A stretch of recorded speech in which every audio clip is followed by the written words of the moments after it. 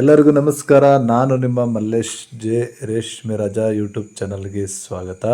ಇವತ್ತು ಹುಳುಗಳು ಚಾಕಿಯಾಗಿ 16ನೇ ದಿವಸ. ಇವತ್ತು ಅಂದರೆ 3ನೇ ಜ್ವರ ಎದ್ದು ಇವತ್ತು 5ನೇ ದಿನ. ರೇಷ್ಮೆ ಹುಳುಗಳು ಇವತ್ತು 4ನೇ ಜ್ವರಕ್ಕೆ ಸೆಟ್ಟಾಗ್ತಾ ಇದ್ದಾವೆ. ಈಗ ಸುಮಾರು ಒಂದು 25%ಗಿಂತಲೂ ಹೆಚ್ಚಿನ ಹುಳುಗಳು ಜ್ವರಕ್ಕೆ ಹೋಗ್ತಾ ಇರೋದನ್ನು ನೀವು ನೋಡ್ತಾ ಇದ್ದೀರಾ.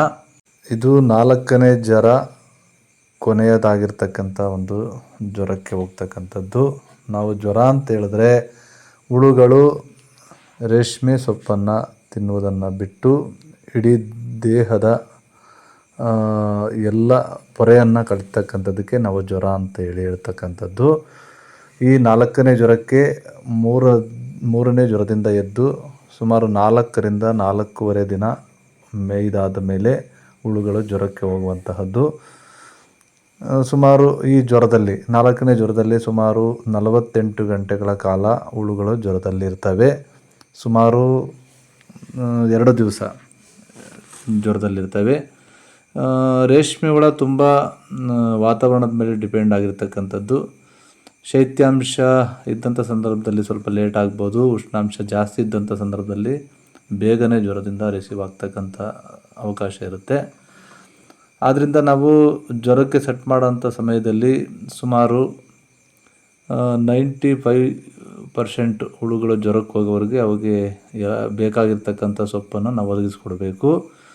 ಜೊತೆಗೆ ನಾವು ಜ್ವರಕ್ಕೆ ಸೆಟ್ ಮಾಡುವ ಹಂತದಲ್ಲಿ ಹುಳುಗಳನ್ನು ಸರಿಯಾದ ಪ್ರಮಾಣದಲ್ಲಿ ನಾವು ತೆಳುವಾಗಿ ಹುಳುಗಳನ್ನು ಜ್ವರಕ್ಕೆ ಇಡ್ತಕ್ಕಂಥದ್ದು, ಕೂರಿಸ್ತಕ್ಕಂಥದ್ದು ತುಂಬ ಸೂಕ್ತವಾಗಿರ್ತಕ್ಕಂಥದ್ದು. ಹುಳುಗಳು ದಟ್ಟವಾಗಿರಬಾರ್ದು. ಒಂದೇ ಸಮನಾಗಿ ತೆಳುವಾದ ಹಂತದಲ್ಲಿ ಹುಳುಗಳು ಇದ್ದರೆ ತುಂಬ ಒಳ್ಳೆಯದು. ಈ ಹಂತದಲ್ಲಿ ಹುಳುಗಳಿಗೆ ಬೇಕಾಗಿರ್ತಕ್ಕಂಥ ಸ್ಥಳಾವಕಾಶ ಕೊಡಬೇಕು. ಜೊತೆಗೆ ಹುಳುಗಳಿಗೆ ಸಾಕಾಗುವಷ್ಟು ಸೊಪ್ಪನ್ನು ಸಹ ನಾವು ಕೊಡಬೇಕಾಗುತ್ತೆ. ಬೇಸಿಗೆ ಕಾಲದಲ್ಲಿ ಶೈತ್ಯಾಂಶ ಕಡಿಮೆ ಇರೋದರಿಂದ ನಾವು ಸೊಪ್ಪನ್ನು ಕೊನೆಯನ್ನೇ ಸಹ ಒಂದು ಚಿಕ್ಕ ಚಿಕ್ಕ ಕೊನೆಗಳನ್ನು ಸಹ ನಾವು ಹಾಕಿ ಜ್ವರಕ್ಕೆ ಸೆಟ್ ಮಾಡ್ಬೋದು. ಮಳೆಗಾಲದಲ್ಲಿ ನಾವು ಹುಳುಗಳನ್ನು ಮೇಯಿಸುವಂಥ ಸಮಯದಲ್ಲಿ ಕೊನೆಗಳನ್ನು ಯಾವುದೇ ಕಾರಣಕ್ಕೆ ಹಾಕಬಾರ್ದು.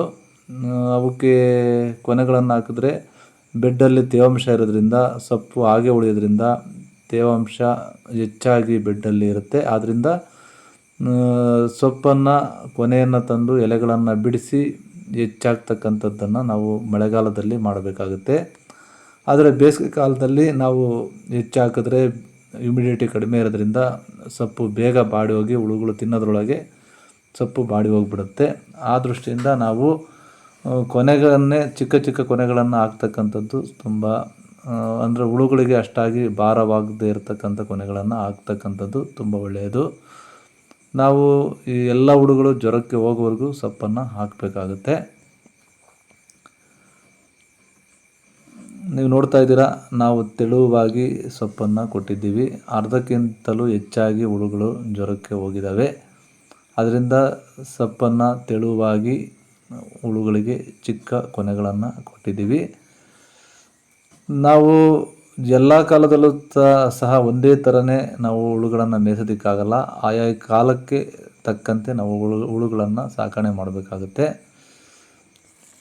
ಇದು ಬೇಸಿಗೆ ಕಾಲದಲ್ಲಿ ಮಾಡಿರ್ತಕ್ಕಂಥ ವಿಡಿಯೋಗಳಾಗಿರೋದ್ರಿಂದ ನಾವು ಬೇಸಿಗೆ ಕಾಲದ ನಿರ್ವಹಣೆ ಹೇಗೆ ಮಾಡಬೇಕಂತೇಳಿ ನಿಮಗೆ ತಿಳಿಸ್ಕೊಡ್ತಾ ಇದ್ದೀನಿ. ಇದು ಈಗ ನೀವು ನೋಡ್ತಾ ಇರತಕ್ಕಂಥದ್ದು ಇದು ಮಳೆಗಾಲ. ಮಳೆಗಾಲಕ್ಕೂ ಬೇಸಿಗೆ ಕಾಲಕ್ಕೂ ತುಂಬಾ ಒಂದು ವ್ಯತ್ಯಾಸ ಭಾಳಷ್ಟಿರುತ್ತೆ. ನಿಮಗೆ ಮುಂದಿನ ದಿನದಲ್ಲಿ ಮಳೆಗಾಲದಲ್ಲಿ ಹೇಗೆ ಹುಳುಗಳನ್ನು ಸಾಕಣೆ ಮಾಡಬೇಕು ಅಂತಕ್ಕಂಥದ್ದನ್ನು ಸಂಪೂರ್ಣವಾಗಿ ನಿಮಗೆ ತಿಳಿಸ್ಕೊಡ್ತೀನಿ. ನಾವು ಹುಳುಗಳಿಗೆ ತೆಳುವಾಗಿ ಸೊಪ್ಪನ್ನು ಹಾಕಿದ್ದೀವಿ. ಹುಳುಗಳು ಪೂರ್ತಿಯಾಗಿ ಜ್ವರಕ್ಕೆ ಹೋಗುವವರೆಗೂ ಸೊಪ್ಪನ್ನು ಹಾಕ್ತಾ ಇರಬೇಕಾಗುತ್ತೆ. ಹುಳುಗಳಿಗೆ ಸೊಪ್ಪನ್ನು ಕೊರತೆ ಮಾಡಿದ್ರೆ ಹುಳುಗಳು ಅನ್ಯೂಕೋಸ್ ಆಗ್ತಕ್ಕಂಥ ಸಂದರ್ಭಗಳು ಹೆಚ್ಚಾಗಿರ್ತವೆ. ಜೊತೆಗೆ ಹಾಲು ತೊಂಡೆ ರೋಗ ಸಹ ಬರ್ಬೋದು. ಹುಳುಗಳು ಜ್ವರಕ್ಕೆ ಹೋಗದೆ ಪರೆ ಕಳುತ್ತೆ ಹಾಗೆ ಅಡ್ಡಾಡಿ ಅದು ಮುಂದಿನ ಹಂತದಲ್ಲಿ ಹಾಲು ರೋಗವಾಗಿ ಸಹ ಪರಿಣಮಿಸ್ಬೋದು. ಆದ್ದರಿಂದ ಹುಳುಗಳಿಗೆ ಸರಿಯಾದ ಪ್ರಮಾಣದಲ್ಲಿ ನಾವು ಒಂದು ಸೊಪ್ಪನ್ನು ಕೊಡ್ತಕ್ಕಂಥ ಕೆಲಸವನ್ನು ಮಾಡಬೇಕಾಗುತ್ತೆ. ಸರಿಯಾದ ವಾತಾವರಣವನ್ನು ಸಹ ಕಲ್ಪಿಸಿಕೊಡ್ತಕ್ಕಂಥದ್ದು ತುಂಬಾ ಇಂಪಾರ್ಟೆಂಟು. ನೀವು ನೋಡ್ತಾ ಇದ್ದೀರಾ, ನಾವು ತೆಳುವಾಗಿ ಸೊಪ್ಪು ಹಾಕಿದ ಮೇಲೆ ಹೆಚ್ಚು ಕಮ್ಮಿ 95% ಹುಳುಗಳು ಜ್ವರಕ್ಕೆ ಹೋಗಿರ್ತಕ್ಕಂಥದ್ದನ್ನು ನೀವು ನೋಡ್ತಾ ಇದ್ದೀರಾ. ನಾವು ಬೇಸಿಗೆ ಕಾಲ ಆಗಿರೋದ್ರಿಂದ ನಾವು ಸುಣ್ಣವನ್ನು ಹುಳುಗಳಿಗೆ ಸ್ಟಾಪ್ ಮಾಡೋದಕ್ಕೆ ಕೊಡುವಿಲ್ಲ. ನೀವು ಮಳೆಗಾಲದಲ್ಲಿ ಪ್ರತಿಯೊಬ್ಬರು ಸಹ ಕಂಪಲ್ಸರಿ ಸುಣ್ಣವನ್ನು ಜ್ವರಕ್ಕೆ ಕುಳಿತಾಗ ಹಾಕಲೇಬೇಕಾಗುತ್ತೆ. ಇನ್ನು ಮುಂದಿನ ವಿಡಿಯೋದಲ್ಲಿ ಮತ್ತಷ್ಟು ವಿಷಯಗಳ ಬಗ್ಗೆ ಭೇಟಿಯಾಗೋಣ. ಅಲ್ಲಿವರೆಗೂ ನಿಮ್ಮೆಲ್ಲರಿಗೂ ಸಹ ಧನ್ಯವಾದಗಳು.